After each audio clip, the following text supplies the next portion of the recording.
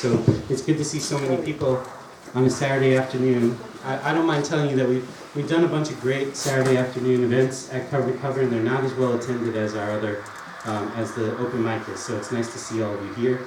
And this is our 10th anniversary this month of Ghost Town Poetry Open Mic. It didn't have a name at first, but yeah. So I started it in November of 2004, and we've been celebrating all year, but November is going to be special for me because now it's really saying.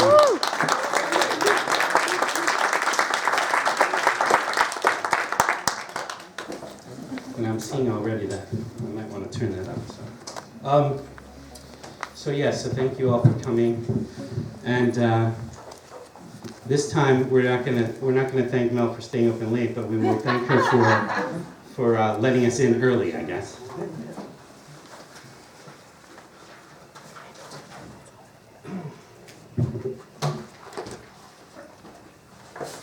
So I usually start with someone else's, but then I found this poem, or I was thinking about it, and then I was so glad that I found it.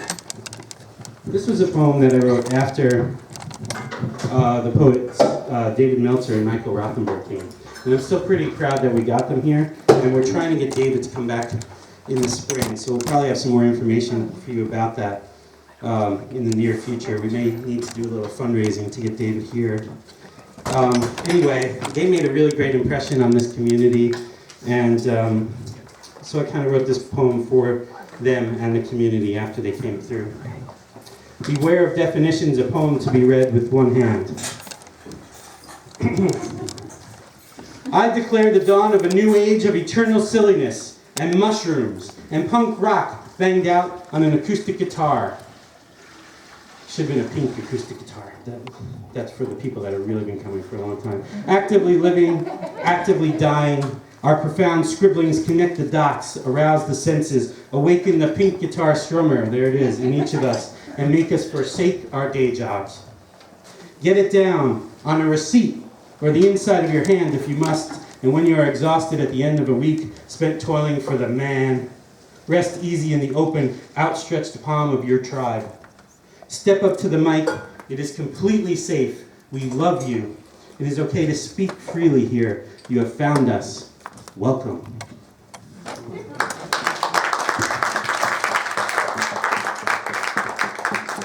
So one of the things about doing something like this for 10 years is that it grows, it evolves, and changes. You know, I can look out now and see people that have been coming for 10 years or almost, and then some people that are newer friends of ours. And I found out, it's probably longer than I think, but not too long ago, that someone that I had gone to the Jack Kerouac School of Disembodied Poetics with, that his sister lives here in Vancouver, and she's also a poet. And she's been such a huge supporter since she found out about us, and she has also become our official videographer. So now my friends and family on the East Coast can see what we're up to, and people around, anyone who might be curious about Ghost Town can see it because of this person, and she's going to be first today, Tiffany Berbeshran.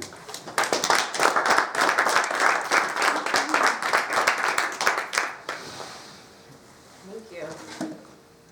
I don't know how to use this thing. So I have my son Bryce Schramm here with me. He's going to play guitar on a couple of my poems. So this first one, we do this quite often. We were sitting around on a rainy night, and he sometimes just plays me songs, and I write to it. So this is what came from this one. Mm-hmm.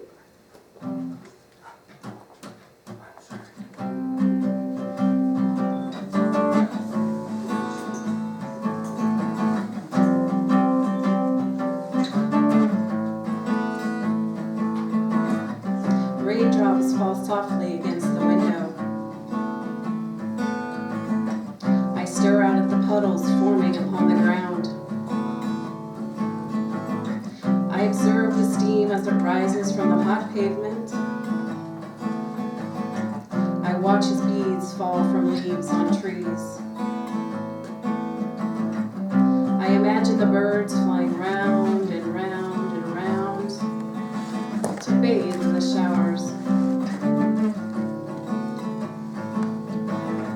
I sip hot coffee, cooled by cream. I see the world, my world, wash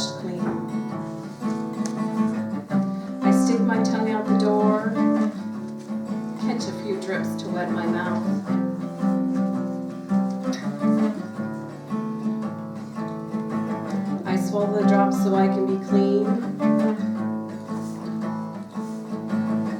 Cleansed by the summer rain.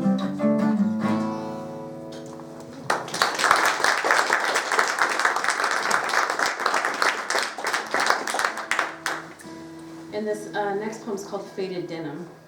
This was based on a prompt, so. I watch as your faded blue jeans hug the curves of your ass. They're faded from overwashing, overwearing, over time. They are almost worn to the point of holes. These are my favorite jeans. They are ragged just like we are. Worn out like endless nights of sex, early morning lovemaking, and afternoon naps. I place my hand in the back right pocket as I hug you goodbye. I grasp you as I kiss your eyelids, your forehead, and your lips. Your faded jeans are so tattered, but cling to fibers that want to remain. I cling to what I remember. I wrap the shredded strings around my finger as I feel my heart unravel. All I have left are strands of faded denim where love used to be.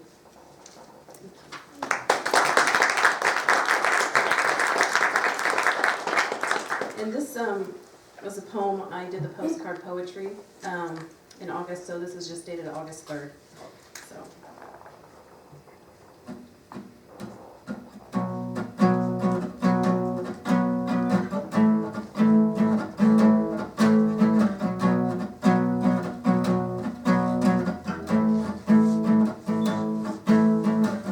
I looked everywhere,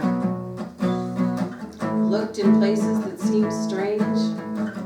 A tire rim under the rock that sits by the front steps and the gutters of the house. I searched at dawn, kept watch at noon, sat patiently at dusk. Summer was gone. The tire rim was wet from the fall rain, the rocks already forming moss, the gutters filled with orange, brown, and red leaves. Summer was gone until next July. I sat on the front steps, listened to the pouring rain. My tan skin absorbed my summer's morning.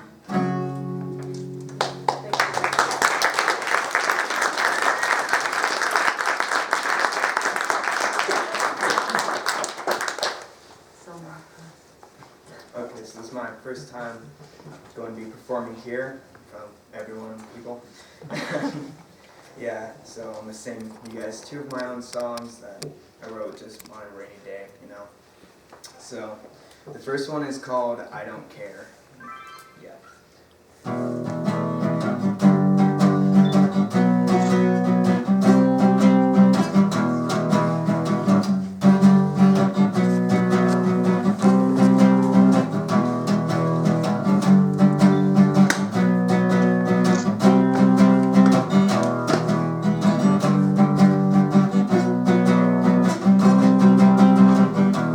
What would you do if I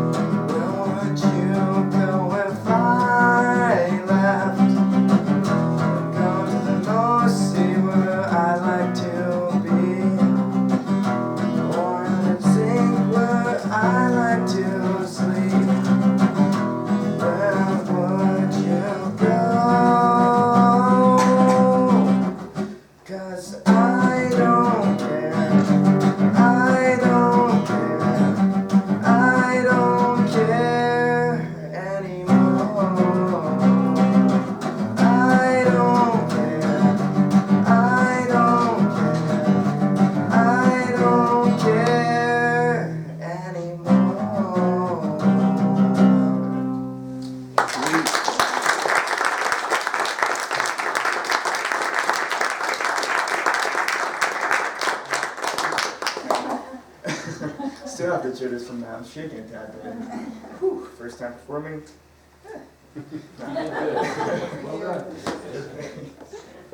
Whew. Alright.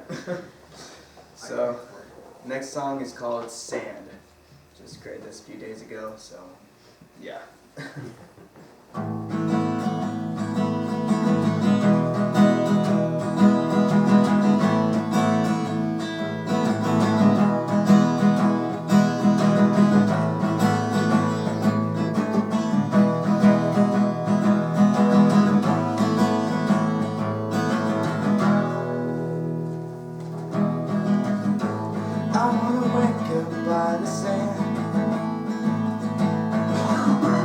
Wash it all away.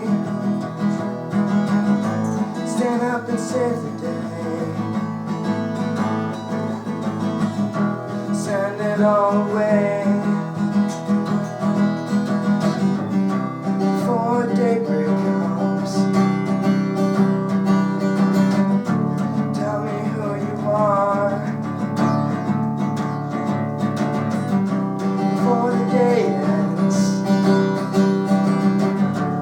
show me who you are. I wanna wake up by the sand,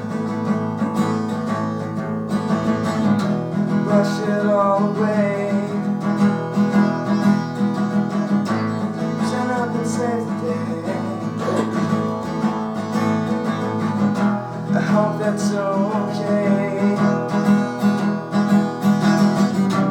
Tell me where you are, where you are, where you are, and where I can find you. Tell me who you are, who you are, who you are, and where you can find me.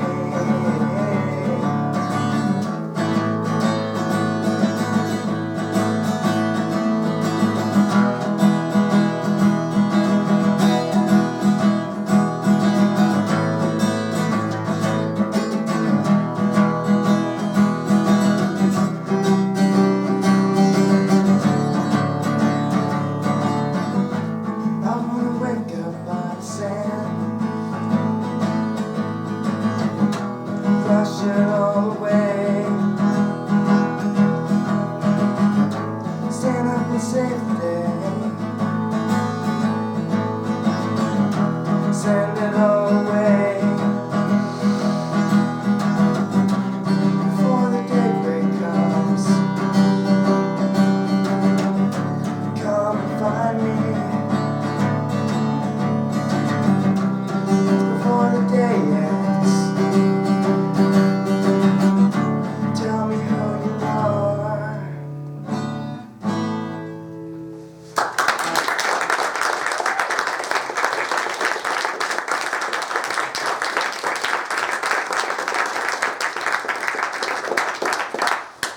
One of the great joys of doing something like this is being able to introduce people for the first time or give them a place to do it for the first time. Everyone needs that.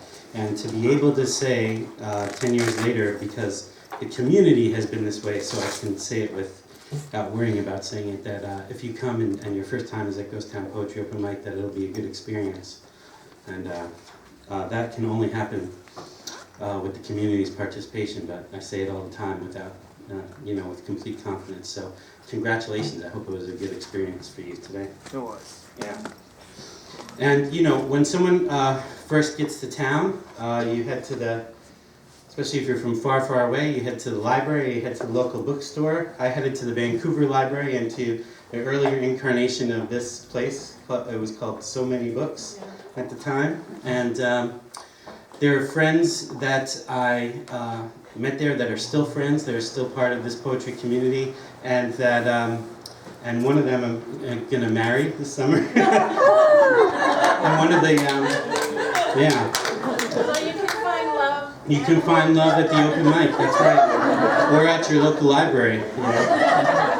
And just stay away from the people finding it on the computers down there. But one of those friends, and someone whose work I really respect, I respect her work as a poet and as a visual artist, is the poet and author of two great books, The books are called Prodigal Cowgirl and Miles of Pies, and a good friend of ours, Eileen Elliott.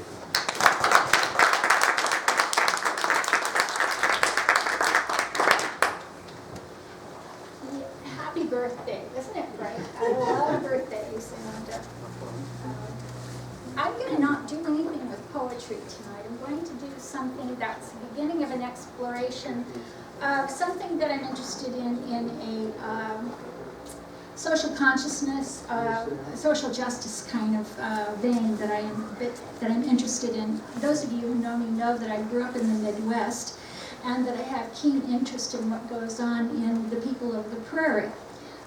A few years ago, actually it was a number of years ago, there were oil leases that were let in western North Dakota in the Mandan Hidatsa tribe, which is the same tribe that was the base of Sacagawea's background. So that's sort of the history of that area. She was one of the people who helped guide Lewis and Clark in their skin-covered boats for a while. But what I want to talk about today is a series of posters that I have created because I've been trying to figure out how do I want to express for myself my concern about what goes on there. And so because I've been struggling into learning how to be an effective visual artist, I came up with a series of posters that I'm going to show you. And what I did was I came up with some images, but then I used the text or the graphics not from the Hidatsa tribe, but more from the Lakota Sioux, which is where I come from. And so I wanted to show you those, and I'm going to just put them up here. There's a little bit of continuity to them. Maybe that's part of the fun, is seeing if you can see for your own self what it is. Here's the first one, and here is the Lakota verse, and I'm not even going to try to get this because there's a couple of them I don't know how to pronounce it. But the English translation is, I am looking for my spirit. And I'm going to try this. I think that's going to work. Maybe not. No, I don't think it will. Anyway, then the second one. Angela, just hold it. Yeah, just hold it. Thanks, thanks, guy. Yeah. And then this one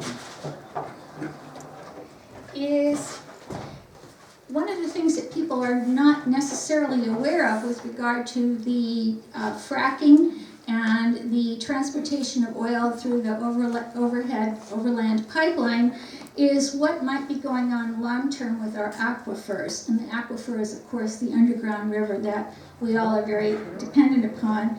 And so this is my second poster, and the English translation is, Lord have mercy. Because I do believe there will be some destruction of this as well.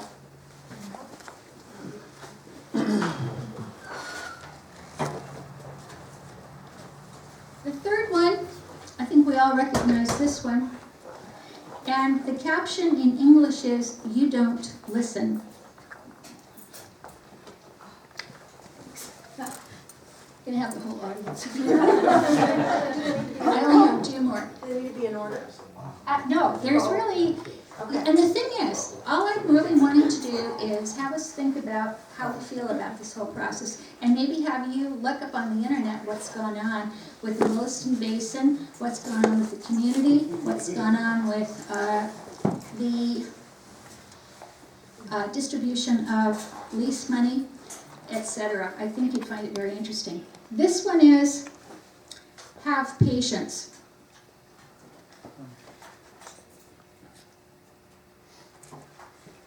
And the last one is, have compassion on me. And I think that that's something we need to be thinking about, is how can we take care of our Mother Earth. I used the feminine form on all of the Lakota words because I did want to get more in the flavor of it being our Mother Earth and what are we doing to take care of it or to destroy it. Thanks very much for listening to what I've been working on lately. Bye-bye.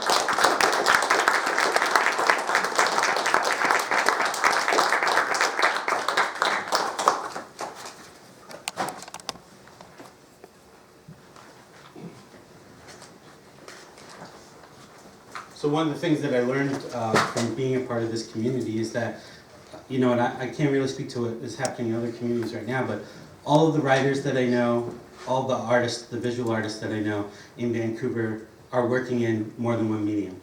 And I can't think of a single person who's not at least trying to do something other than writing among the writers I know, etc. And that's something really amazing. And I think that there's something about American society that kind of puts us in boxes or makes us think we have to specialize.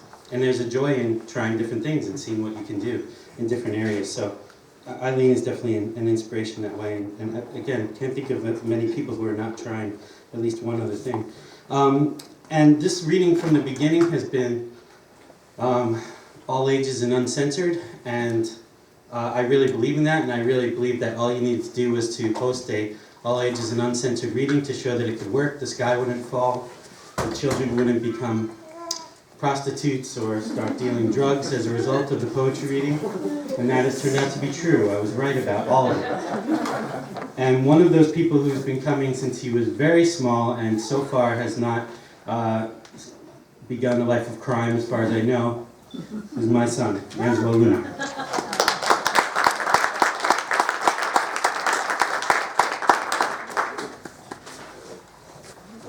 So next month at the Paper Tiger reading on December 17th, I'm going to be the feature. Thank you for that, by the way. And so, if you want to come support me and support Paper Tiger. And I thought for the 10th anniversary I would read something rare, which is a happy poem from me. I don't usually do that, so here we go. It's called it was originally titled Mr. Nature, but now it's Mr. Abundance. Abundance. He is the richest man on earth. The moon salutes him, using its shining, bright, silver light to serenade his castle of pure gold.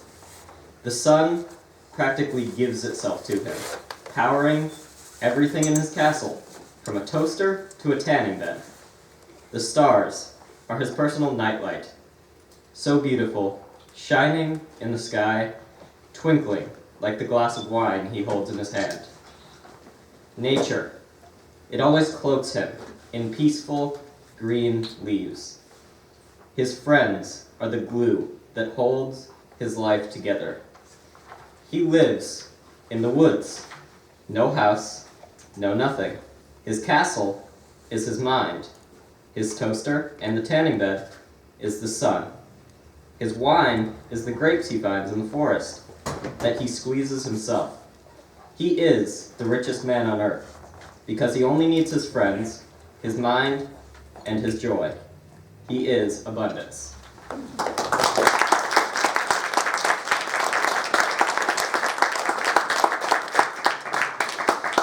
I'm hijacking the mic for a second from my co-host because we've had a lot of book launch events and the book that sold more than any of the other books that out-of-town readers, in-town readers, people from other states, it didn't matter. The book that sold the most at any of the book launch events we did was Tony Partington's Wind Wing. Do you remember how many we sold that night now? It was a ridiculous amount of books that we sold that night. It was a bunch. It was, yeah, in the double digits. So, and I used to do this by myself, and then it would go late, and after it was over, I'd just go home and just go home. For some reason, I guess because people are tired from all the poetry, there's not a lot of partying that's happened after Ghost Town Poetry Open Mic, but I'm still open to the idea if anyone wants to institute that.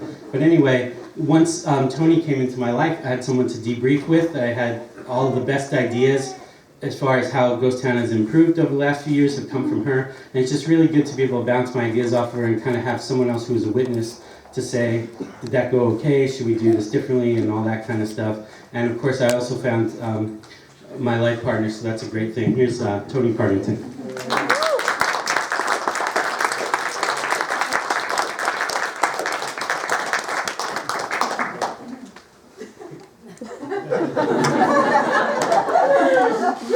My curly wrist. I just don't do that so well. It's just like, No? It's easy for him to get up, and I just turn totally red. Say something about me, don't do that. Thank you very much. Okay, so I'm going to read a poem. And then we're gonna get on with our open mic. I'm gonna read this in honor of the, wherever you stand politically is fine, in honor of the President's speech the other night about immigration.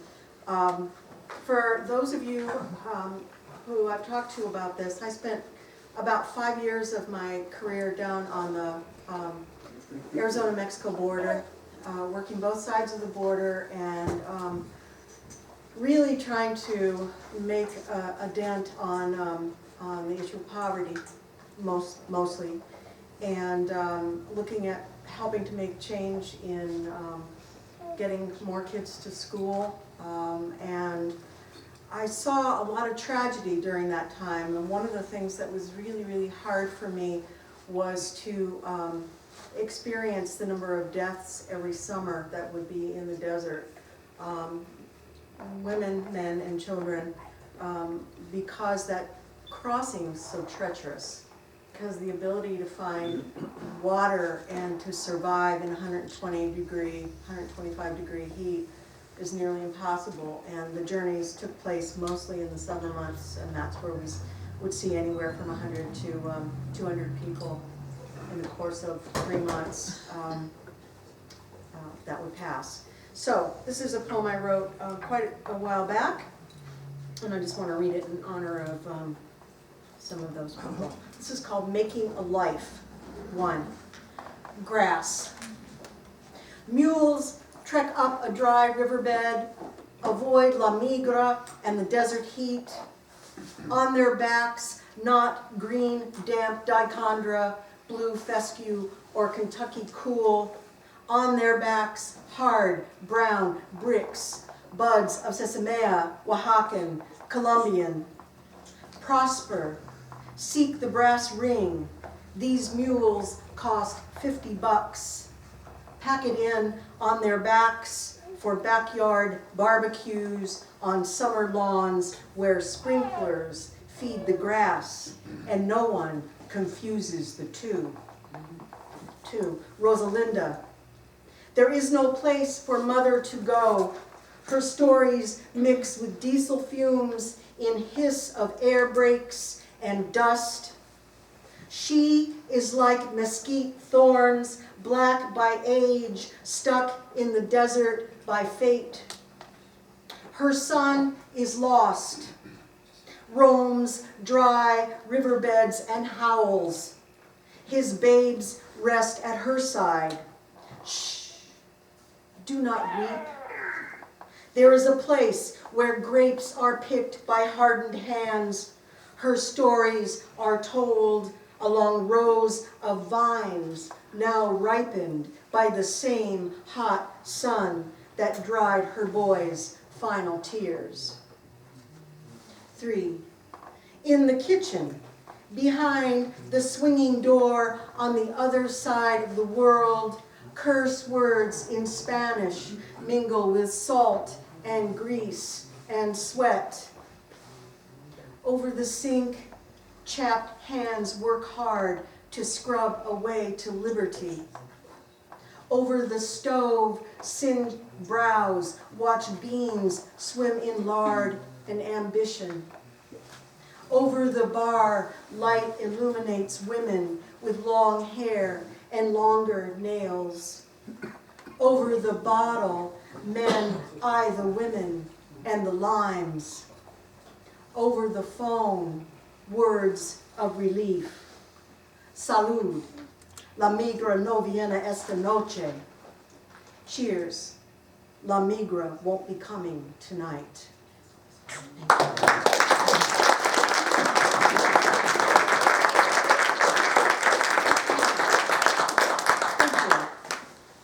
We're next going to hear from S&M. Isn't that fun? Yahoo! I've never had to introduce S&M before, so now I'm here. Steve is first, and then the M comes after the S. Okay, got it. A new kind of love at poetry. She made me do it.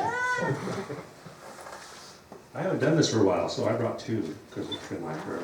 Cool. Because it's his birthday. And we had a good time naming the bird last time. Who is, What'd you name it? I don't know, we had 27 different names. Carl. I think he saved that paper for you, so. Is it Shirley? Shirley is Shirley's Edwin, that this is one. Clara the vulture. Claire. Say hi to Claire. Okay, let's see here. I've been rewriting stuff. These are rewritten. So this is about, you know, in a perfect world you could choose your parents, but this is about when it doesn't quite work out right. So this is called Forgiveness is Violet. Peel back the violet sunset, my father's anger. This is not the weekly crash of lawnmowers, the soft jazz of old Bordeaux, the pock-marked puddles of November. I wish away the scars, brush my finger against the yellow halo around each mottled bruise, and this is not anger. I was rototilled out of my adolescent greenhouse, my farewells to the shelves of humming orchids unheard, and that was not anger. I feel like bold coffee, a melting iceberg, a bull moose grazing on thistle blossoms, and this is not violet. Not the taste of plums, the spitting of pits, how the death swallow rings inside my head. This is the jungle reclaiming the ruin, the Pacific of my body claiming all the suns of all the days and letting go.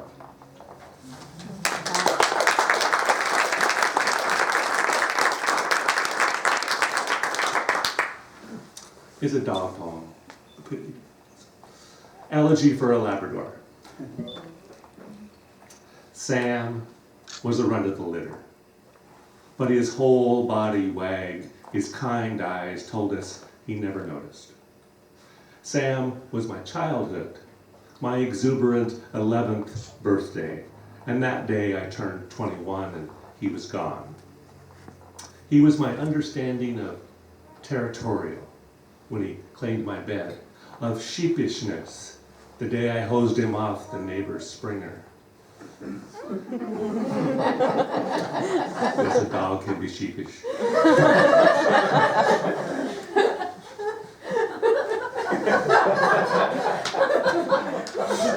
Let me know when you're done.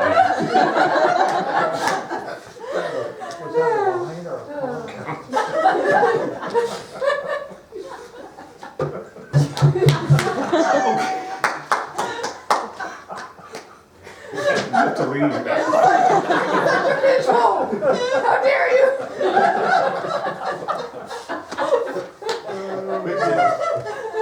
That was a Harvey Korman moment. Anyway, where was I? Hosing the dog off. That keeps giving. You want to come up here now?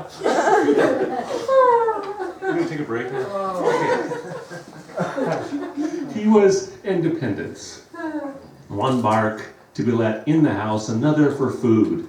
He learned the 2-mile route to the grandparents, where he spent weekdays, would trot back home through the church, across the 4-lane, around the school, every afternoon. But mostly he taught me the things I would ignore. About arthritis, about going deaf, about the pain of wagging your tail and doing it anyway with a smile, about shame over muddy feet even though he didn't know why, about how every morning pee is more important when you only have 10 years, about how first love never goes away.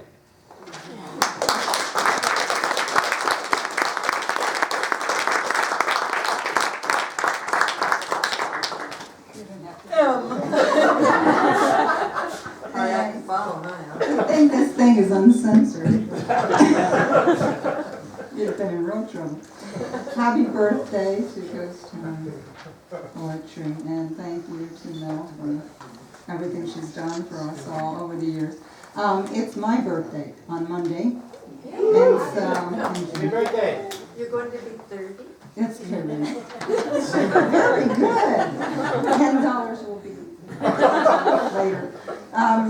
So I found a prompt that said, write a birthday poem for yourself. And so that seemed rather self-indulgent, so I did. And I'll just share it with all of you. And really, this one's for my mother, who I lost this year in March. It's called Today I Will Think to Call You Back. I will think to call you at precisely 5:15 a.m., as I've done every year, to ask our question, grown beloved as a fairy tale, with each repetition, so you could tell me again how Dr. Giles was unreachable, how you were raised too well to scream, how you beat your forearms on the bed rails instead until bruises bloomed like detonated bombs, how the nurse, only a little younger than you, tucked a terry washcloth between your clattering teeth to save them all from breaking. Everything else she'd been trained to do flown away like barn swallows from a forest fire.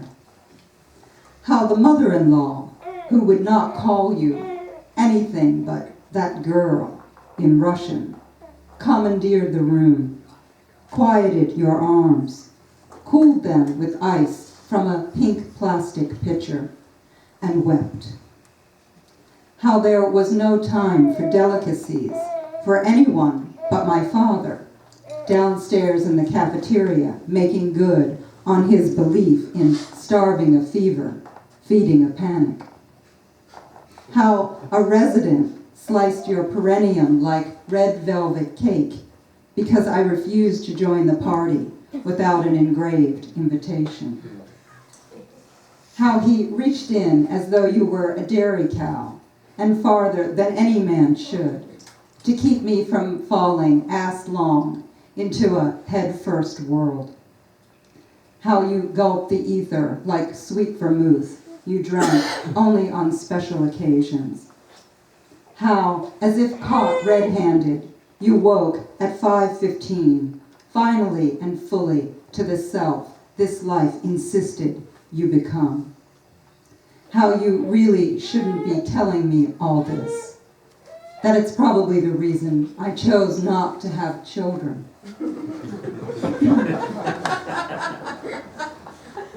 I dial your number anyway. A woozy woman answers. What were you doing at this exact moment 58 years ago? I say. Is this some kind of joke? She asks. It's my birthday, I say. It's a long story. And so I tell her one to keep her from going back to sleep. Thank you.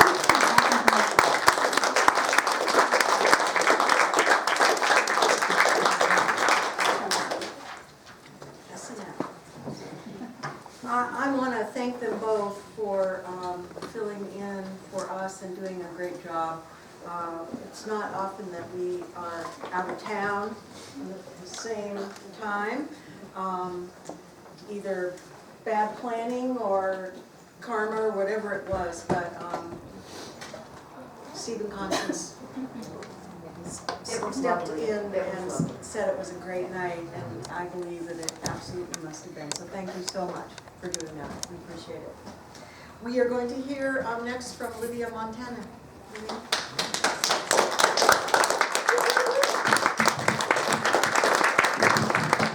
Kind of like wobbly. Hang on one second. Yeah, it's loose on the bottom, so I Yeah. can easily get it. Yeah. I'm not? No, that was a lot of, without wasting a lot of time on it. All right. There you go. All righty.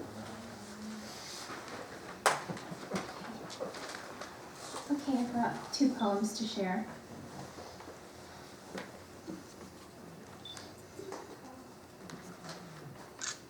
Lullaby.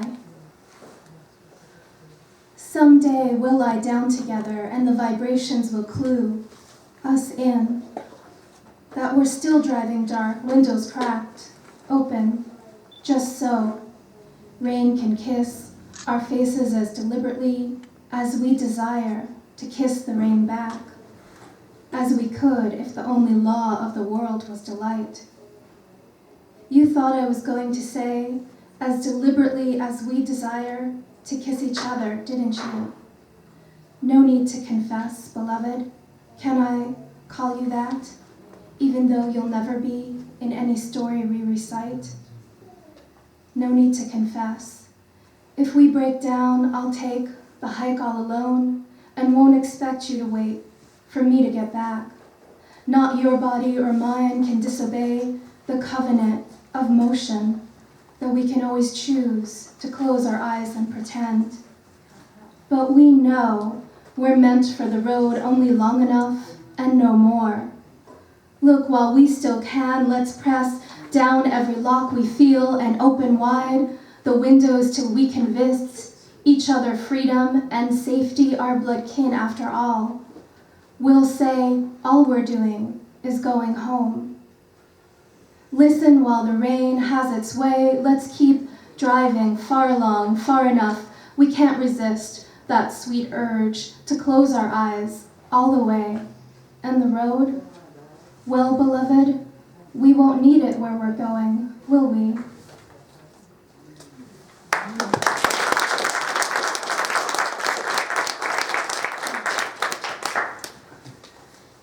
For 40 days and 40 nights you cried. Some said it was the end of the world. I knew it was you coming back to me. Others called it only an act of nature, how the rain refused to stop raining. This storm that possessed the world, I knew it was the logical conclusion of the way in which you had not been possessed by me, of all that I had refused to do. In the beginning, no one knew how many would die. It wasn't because you were selfish, it was just when you died, you hadn't yet learned to count. And so by your calculations, if one was to blame, all were to blame. You needed the whole world to be your parent because you weren't lucky enough to have even one in life.